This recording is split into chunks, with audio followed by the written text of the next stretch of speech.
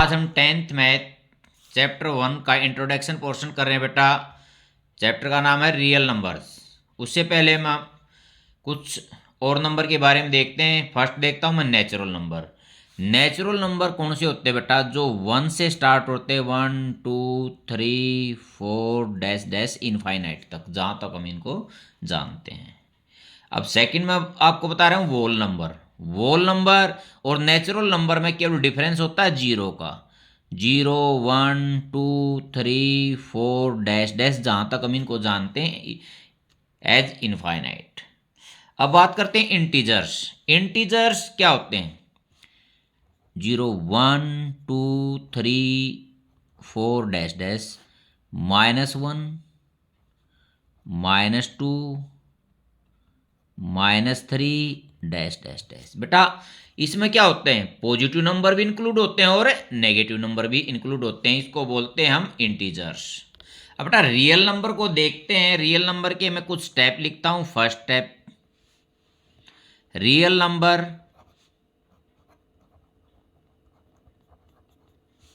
Are the union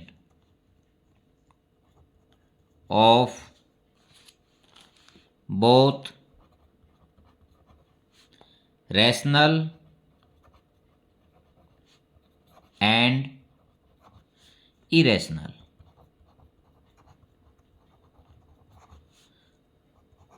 numbers क्या कह रहा है बेटा? जो रियल नंबर हैं वो किसकी यूनियन है? रैशनल और इरेशनल। मीन ये दोनों के कॉम्बिनेशन से बनता है। रियल नंबर में रैशनल भी हो सकते हैं और इरेशनल भी हो सकते हैं।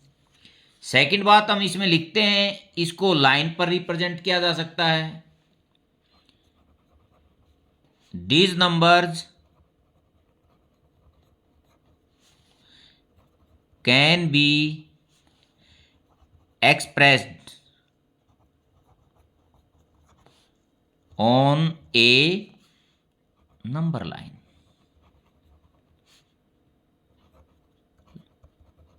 बेटा ये लाइन है, हम इस लाइन पर इसको शो कर सकते हैं, दिखा सकते हैं।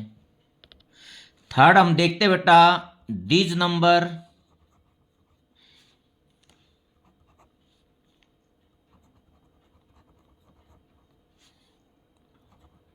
Are positive and negative. ये पॉजिटिव भी हो सकते हैं और नेगेटिव भी हो सकते हैं। बेटा देखते हैं हम रैशनल नंबर, जैसे 3 है।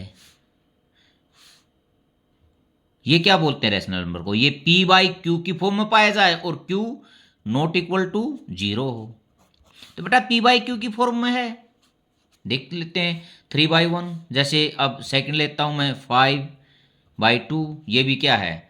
रैशनल नंबर है। अब बात करते हैं इरेशनल की। इरेशनल बेटा √2 √3 √5। बेटा जो प्राइम नंबर हैं उनके जो रूट होते हैं वो सभी क्या होते हैं? इरेशनल होते हैं। या बेटा इसको ऐसे भी कह सकते हैं, non terminating and non repeating. देखो जैसे 1.10 100 100 डैश डैश डैश। देखो ये टर्मिनेटेड भी नहीं है, ठीक है, और रिपीटेड भी नहीं है, हर बार चेंज हो रहा है। इस टाइप के जो नंबर होते हैं वो भी क्या होते हैं? Irrational number. अब मैं इरेशनल नंबर की आपको यहां लिख के दिखाता हूं डेफिनेशन। जो ऊपर बोला वही लिखेंगे, irrational number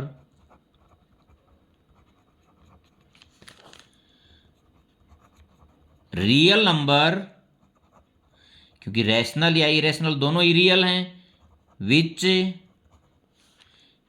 can not be expressed in the form of p by Q. इसको p बाई क्यू की फॉर्म में हमें नहीं लिख सकते। And whose decimal expansion are non terminating।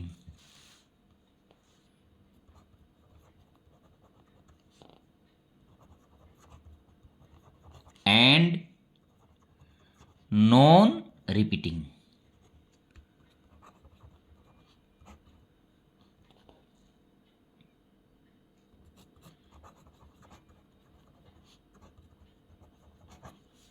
बेटा देख, ये मैंने बताया था, ये टर्मिनेट भी नहीं हो रहा और रिपीट भी नहीं हो रहा।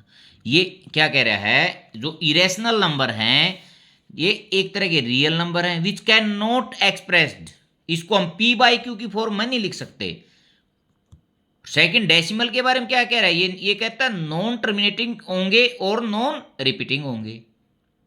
और जो रियल हमने पढ़े थे वो क्या पढ़े थे, जिसको पी बाई क्यू की फॉर्म में हम लिख सकते हैं और जो क्यू है वो नॉट इक्वल टू जीरो होगा। अब देखते हैं प्राइम नंबर।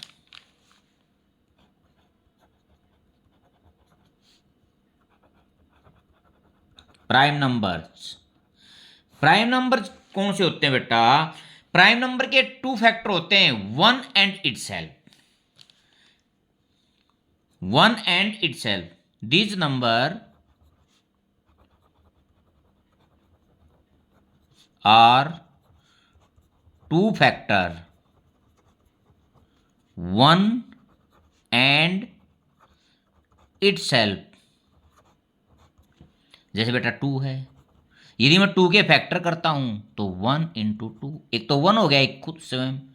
अब बात करते हैं थ्री, वन इंटू थ्री। अब बात करते हैं बेटा वन, केवल वन के बारे में, वन प्राइम नंबर है या नहीं। देखो वन के मैं फैक्टर करता हूं तो वन का एक ही फैक्टर है वन, इसके टू फैक्टर नहीं है, इसलिए ये प्राइम नंबर नहीं है, ये प्राइम नंबर नहीं है। अब आगे मैं कंपोजिट नंबर के बारे में बात करूंगा तो वहां भी बताऊंगा कि वन कंपोजिट है या नहीं है। अब बात करते हैं composite number.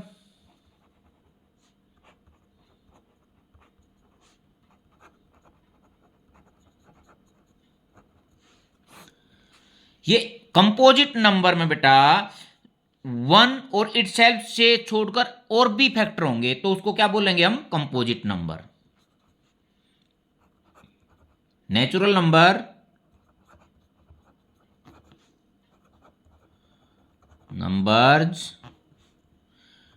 which are divisible by one itself and other number। देखो बेटा, अब मैं जैसे सिक्स को लिखता हूँ, सिक्स के मैं फैक्टर करता हूँ टू, थ्री इंटू वन, देख ले वन अपने आप से छोड़कर टू से भी डिवाइड हो रहा है, ये थ्री से भी डिवाइड हो रहा है, तो ये क्या है, कंपोजिट नंबर है। अब बात करता हूं मैं वन की, one, one mean one, one क्या है, कंपोजिट नंबर है, no, one not composite number.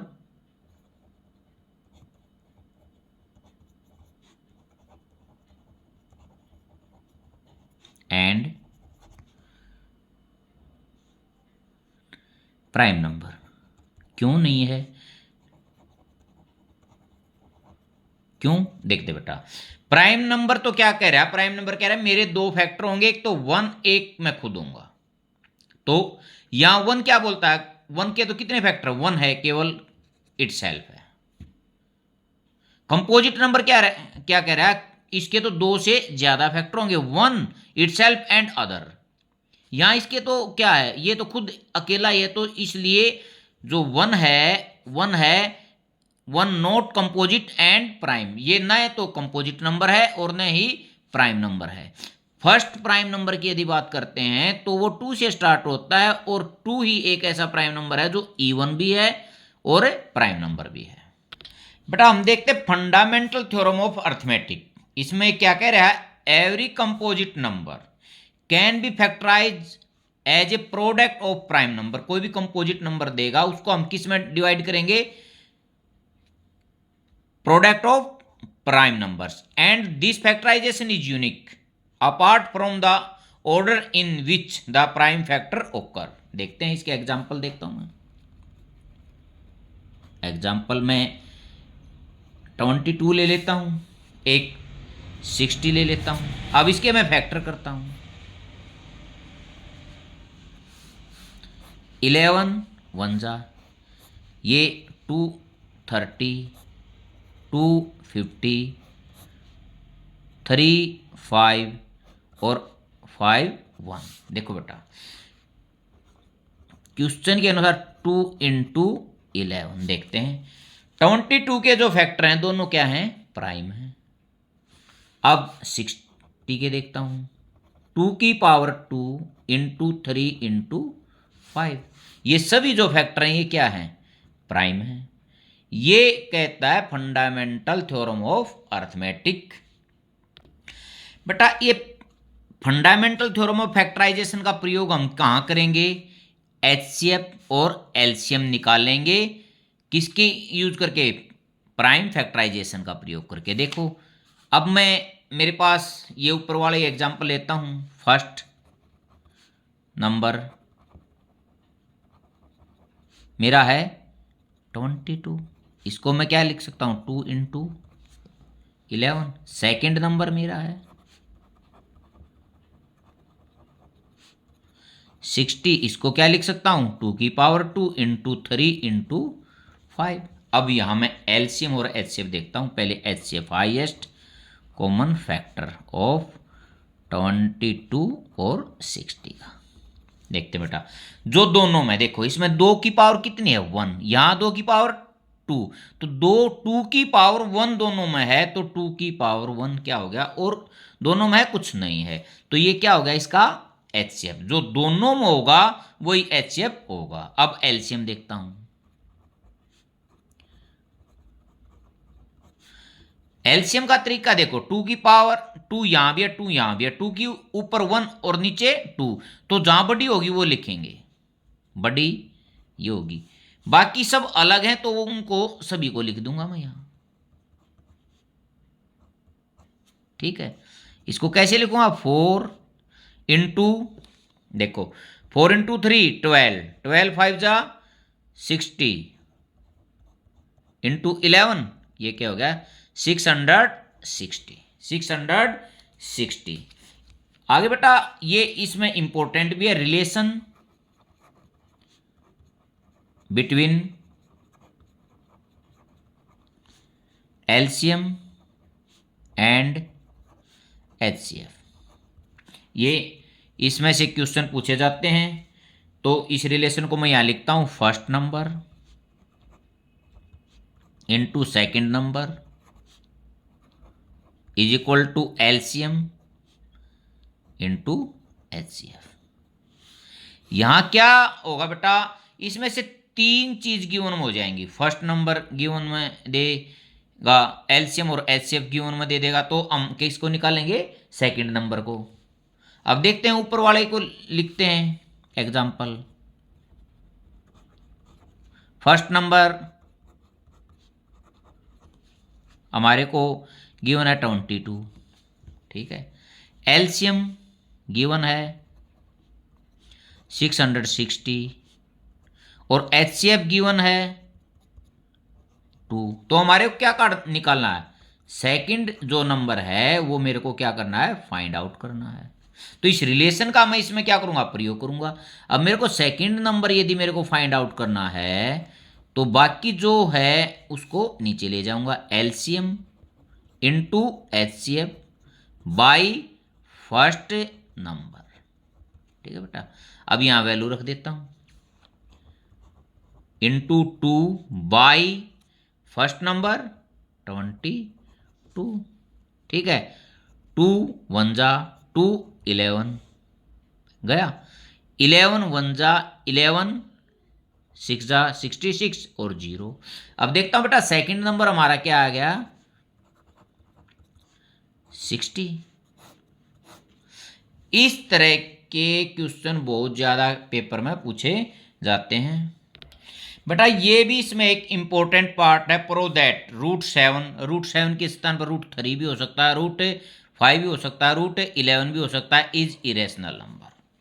इसमें हम क्या करेंगे, पहले इसको हम रैशनल मानेंगे और बाद में हमने जो अजम्पशन किया इसको क्या प्रूव कर देंगे, रॉन्ग। तो इसको देखते हैं बेटा, let us assume √7 is rational number. यदि बेटा √7 रैशनल है तो देन क्या होगा, √7 is equal to p by q. P और q, q not equal to 0, क्या है पी और q, integers. And coprime, coprime mean बेटा, कोप्राइम का अर्थ है इनमें जो कॉमन है केवल वन है, वन के अतिरिक्त इसमें इनमें कोई भी कॉमन फैक्टर नहीं है। अब देखते हैं इसको, P is equal to √7 q, squaring both side. अब P square is equal to 7 Q square. दे बेटा बात सुनो, यहां पर यदि मैं P स्क्वेयर के फैक्टर करता हूं तो 7 यहां पर मेरे को मिल रहा है, तो यहां मैं लिख सकता हूं 7 इज डिविजिबल बाई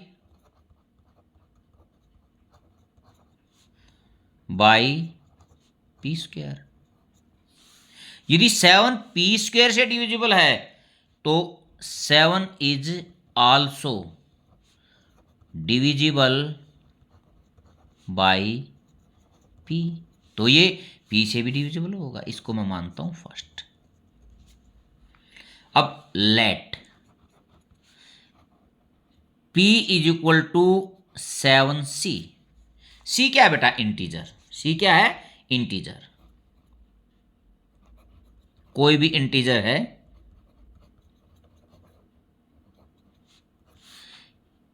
P मैं या कह रहा हूं 7 is divisible by P, mean जब मैं P के फैक्टर करूंगा तो एक फैक्टर तो 7 होगा और बाकी का हमारे को पता नहीं क्या क्या होंगे, तो सेकंड मैं मानता हूं C। अब ये यहां इसको मैं फर्स्ट ले लेता हूं, ये सेकंड था यहां, अब मैं इसको थर्ड मानता हूं। Put value of P in equation first में रखता हूं 49 C square is equal to 7 Q square. बेटा 7 1 जा 7 7 जा, तो Q square is equal to 7C square. तो बेटा इस यहां से भी मेरे को दिखाई दे रहा, ये क्या है, जो 7 है किससे डिविजिबल है, 7 is divisible by Q square. यदि 7 क्यू स्क्वेयर से डिविजिबल है तो 7 is also divisible by Q. बेटा ये सेकंड था, ये थर्ड है, तो अब इसको मैं क्या मानता हूं, इसको फोर्थ मान लेता हूं। फ्रॉम सेकंड एंड फोर्थ, बेटा इसका मतलब है जो 7 है वो P का भी फैक्टर है और Q का भी, तो मैं यहां लिख सकता हूं P and Q having common factor कितना है, 7।